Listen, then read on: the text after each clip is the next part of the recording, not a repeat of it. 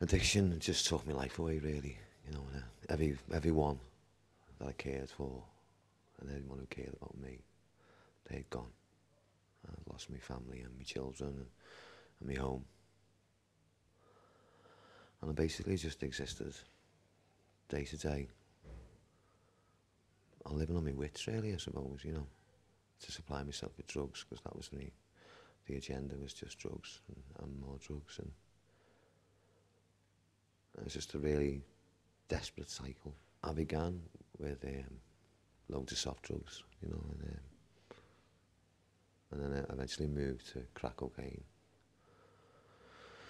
which just brought me to my knees, you know. It really just was absolutely destructful, and it's just destroyed me in every way, you know, spiritually and physically. And I think I was just under 9 stone at one time, and like I'm 14 stone now, so you can imagine it's quite a big difference. And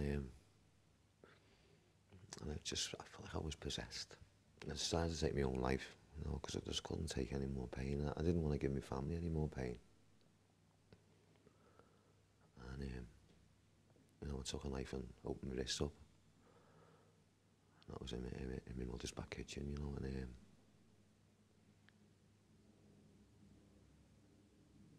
just got really dark, you know, for me, and it was really painful. I just didn't want to continue, really, and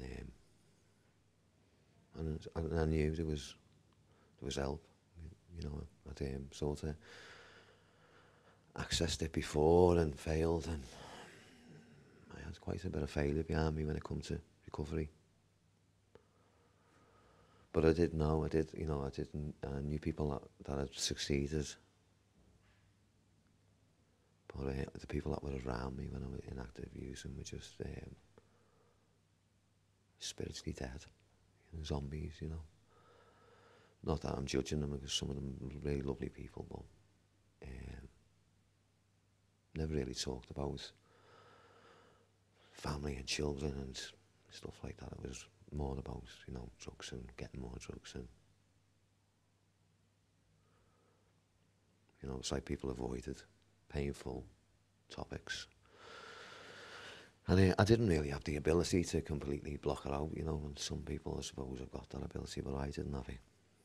You know, I was just in pain all the time, even when I was taking drugs, you know. They never really took the pain away. They just distracted me for periods of time, and then once they went, you know, just the self-loathing to come back in, and I just hated myself, you know, for what I'd done to myself and my family, and I was just so desperate, because I felt like I just couldn't stop, even to be around normal people, you know. I mean, even just getting on the train or walking through the city centre, it become really difficult, because you know, my self-worth was that bad and really low that I think everyone was looking at me and judging me, and you know, I wasn't comfortable around normal people. So the first day coming here, you know, although I'm coming to a place where people understood me, and that helped, but the process of actually, you know, stepping out and um, having the courage to come and attempt again to be part of society,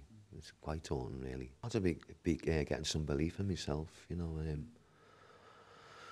I think a big part of it was the part that I was most uncertain about, was like being a day treatment program. I know, you know, before I'd been like sort of restricted and supervised, and you know, in a bubble, as we sort of say. And this time, you know, I got to go home. To be honest with you, after a few days, I was like I had a spring back in my step coming, because it was empowering me, thinking that I'd been home and not used, and I felt good about myself, you know. I didn't feel like someone was, that I couldn't. I had the opportunity to do it if I wanted to, and I never. And that made me feel better about myself, I think. And I've only got my mother left, and my children weren't allowed to see me because of, I mean, my ex-wife was she's been really good, and she's been supportive, but in the end, you know, she just couldn't take any more. She had to protect the children, you know, because I was letting them down, and she didn't want them to be with me, and you know, and slowly, you know, I built that relationship back up with my children. You know, it's just like trust issues, you know. I've had to I've had to be patient as well, you know.